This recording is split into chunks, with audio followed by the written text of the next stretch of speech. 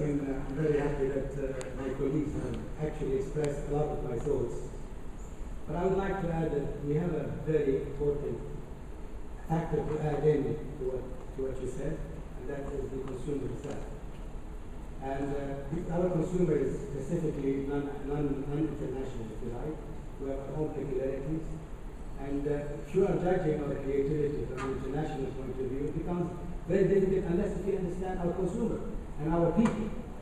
And I think what's happening today in the Arab world, in the region, in terms of upheaval, is trying to bring people together closer.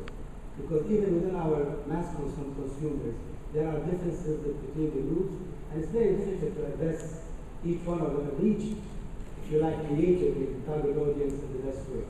I think what's happening today in Egypt, what's happening today in probably Tunis, what's happening even in places across the board, I'm not going to mention more than this, is basically trying to find common grounds to the three pillars of the community, which is the lower, the medium, and the upper class.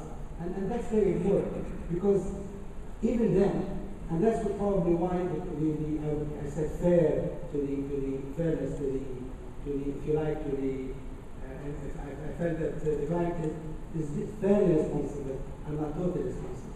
He's not getting proper data or sufficient data, if you like.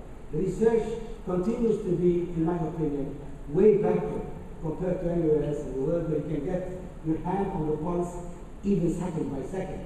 And here, we're trying to collect sometimes historical data, which is, in my opinion, totally misleading. When I